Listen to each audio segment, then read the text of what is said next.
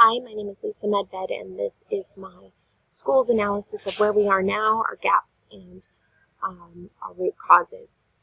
I want to start by looking at our school's most current performance framework, which comes out in the fall, November, December of the year. This is last year's 2017, because 2018 school performance framework has not yet been released. But as you can see from our score, we are at a performance level, which is the highest level you can achieve. Of course, we have room to grow, certainly, but we have met that level. The performance framework is based on two indicators, achievement and growth. As far as our elementary team is concerned, we are meeting as far as achievement, but have some room to improve as far as academic growth is concerned.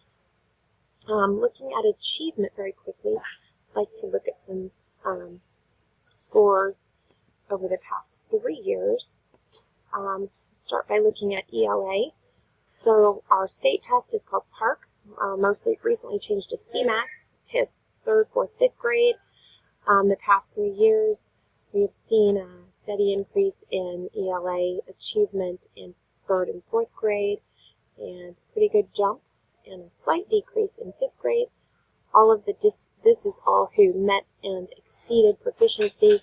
So we were above the district and the state in these areas. In math, again, 3rd, 4th, 5th, those percent that met or exceeded proficiency, we had a nice strong scores and a pretty significant drop in 2018 with our math scores. In 3rd grade, same with 4th grade, pretty good drop. 5th grade, however, had a steady increase that remained.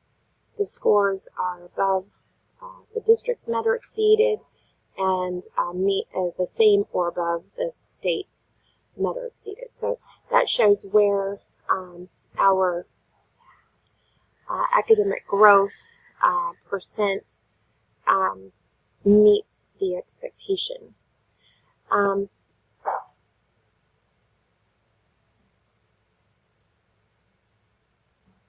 Wanted to show academic achievement within subgroups.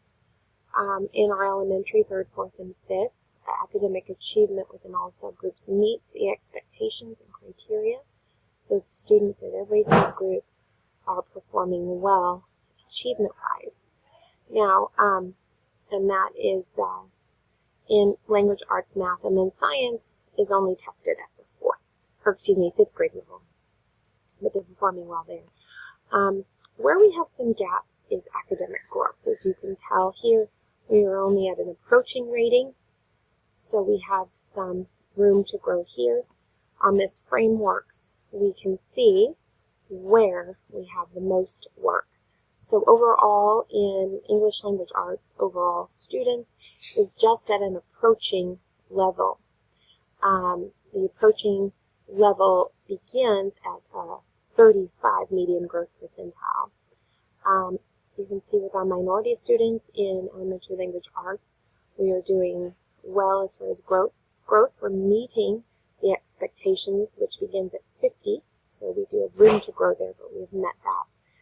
With math, however, we can see that there are some concerns. We have are at the 34th median growth percentile overall with all students, and then also with minority students, and that does not meet. Now, I will say that our growth has a good possibility of improving, since at 35, this does not meet, changes over to approaching, which may change this overall academic growth score from approaching to meets, depending on if we can maintain that here in the 2018 performance frameworks when that comes out. So when we look here, we have an additional percentage. This document is one our school maintains, but we're at the 34th percentile for free and reduced lunch as well. and this does not, again, meet standards. So again, serving our, in math, we need to work with our minority students and overall growth with free and reduced lunch and minority students. So I want to talk very quickly about root causes. We did look at this the last few years this is the 2016 framework. We had academic growth, again, does not meet. It was in the 32nd 0.6 percentile, median growth percentile, which is lower than where it is currently, does not meet. And here again, we had the previous year does not meet in English language arts and math. We looked at math specifically and did implement a new math curriculum.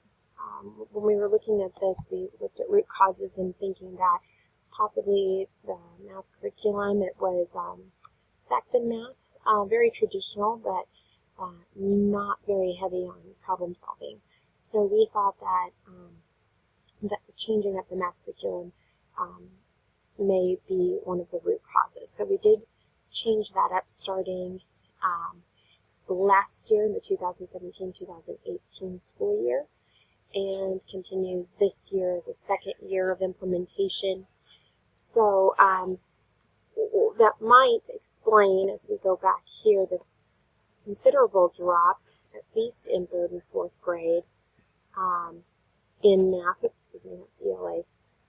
In math, considerable drop here in this year because we began this new curriculum at the beginning of this year. Now, to explain why 5th grade continued to improve, that's wonderful. It could be due to the change in math curriculum as well, but we did see a significant drop in these 3rd and 4th grades. That could be due to the new curriculum and implementing it and getting used to it as staff and instructional strategies to do that.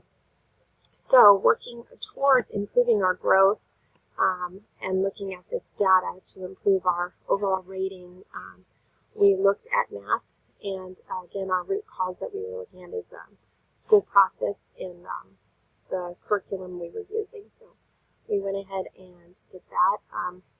We also went ahead this year and implemented a new ELA curriculum, which is being rolled out. So it'll be interesting to see at the end of this spring what our ELA scores will look like. I would maybe venture to guess that they might fall due to the new curriculum and the learning curve in implementing that, but we'll see how it goes. So that is my analysis of where my school is now and gaps that we have and root causes. Thank you.